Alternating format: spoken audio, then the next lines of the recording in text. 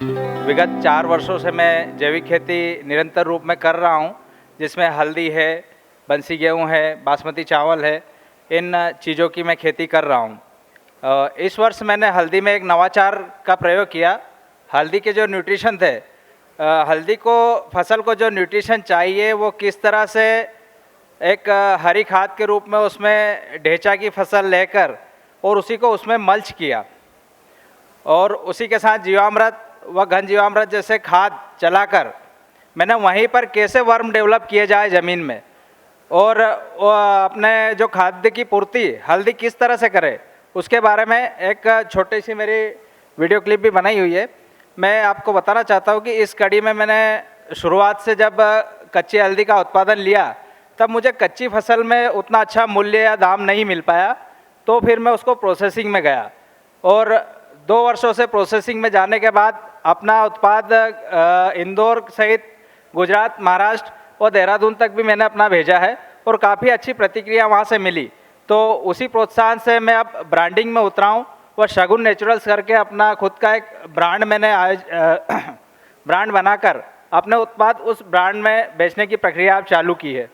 तो इस वीडियो में मैं मेरे द्वारा की गई हल्दी की खेती आपको दिखाना चाहता हूँ। धन्यवाद।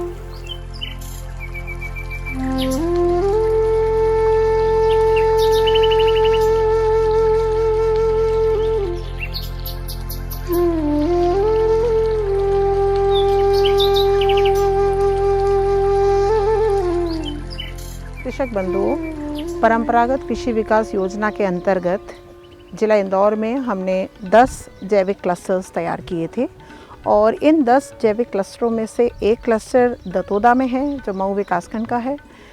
यहाँ के जो LRP है लेखराज जी, उनके सानिध्य में हमने 50 किसानों का समूह तैयार करा और इन समूह के एक सदस्य लेखराज पाटीदार जी, जिनके यहाँ पे आप आज देखेंगे किस तरह उन्होंने पूरे 1 एकड़ में जैविक खेती करी है और जैविक खेती के अंतर्गत उन्होंने कुछ ऐसी फसलें ली हैं हल्दी और अरबी, और सबसे बड़ी बात यह है कि इसके बीच में उन्होंने जैविक खाद के रूप में सिस्बेनिया का उपयोग किया। तो इस वीडियो में आप देखेंगे किस तरह इस किसान बंधु को जैविक खेती करते हुए लाभ मिला, उसका मार्केटिंग तक की इस वीडियो में बताया जाएगा। आप सब देखिए और जैविक खेती को अपनाइए।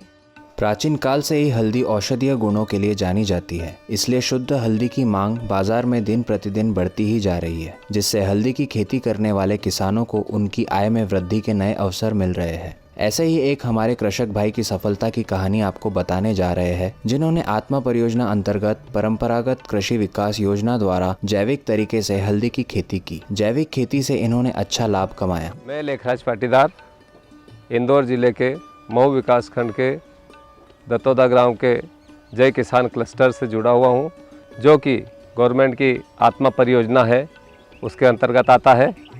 आत्मा परियोजना से प्रेरित होकर मैं करीब विगत 4 वर्षों से यहाँ जैविक खेती कर रहा हूँ। कृषक लेखराम जी ने आत्मा परियोजना के निर्देशानुसार रासायनिक खेती की जगह हल्दी की जैविक खेती की। जैविक फसलों को उगाने के लिए जो भी जरूरत होती वो अपने खेत पर ही तैयार की, जैसे वर्मी कंपोस्ट, कंपोस्ट खाद, छाछ से बनी दवाई, 5 पत्ती काढ़ा, जीवामृत आदि। इसके साथ ही फसलों में पोषक तत्व भरपूर मात्रा में बने रहे, इसके लिए कृषक लेखराज जी ने रॉक फॉस्फेट, पोल्ट्री खाद, गोबर खाद व दही का उपयोग किया। फसलों को कीटों से बचाने के लिए येलो ट्रैप व प्रकाश जाल का प्रयोग किया। सबसे पहले इन्होंने 1 एकड़ में हल्दी की खेती के लिए हरी खाद के रूप में हल्दी के बीच में ढेंचा की अंतर्वर्तीय फसल लगाई, जिससे खाद पर लगने वाले खर्च को बचाया जा सके, साथ ही निंदाई गुड़ाई की भी बचत हो सके। यह फसल लगाने से कीटों से होने वाले नुकसान को भी कम किया जा सके। हल्दी की प्रोसेसिंग हेतु घर पर ही छोटी सी यूनिट लगाई, उसका पाउडर डायरेक्ट कस्टमर को उपलब्ध करवाया। शुद्ध हल्दी पाउडर होने की वजह से कृषक लेखराज जी को बाजार में चल रहे भाव से लगभग 100 रुपए प्रति किलो, लगभग 1.5 गुना अधिक मूल्य प्राप्त हुआ। इस प्रकार 1 एकड़ से इन्होंने लगभग 9.5 क्विंटल हल्दी पाउडर प्राप्त किया, जो कि 250 रुपए प्रति किलो के भाव से बेचने पर 2,37,500 रुपए कृषक लेखराज जी को प्राप्त हुए, जिस पर इन्होंने लगभग 70,000 रुपए का व्यय किया था। अतः कृषक लेखराज जी ने हल्दी की जैविक खेती आत्मा परियोजना के अंतर्गत परंपरागत कृषि विकास योजना के निर्देशानुसार एवं प्रशिक्षण द्वारा हल्दी की जैविक खेती से प्रति एकड़ 1,64,000 रुपए का शुद्ध लाभ कमाया। रासायनिक खेती की जगह जैविक खेती करने से कृषक लेखराज पाटीदार जी की आय में वृद्धि का आर्थिक विश्लेषण कुछ इस प्रकार है।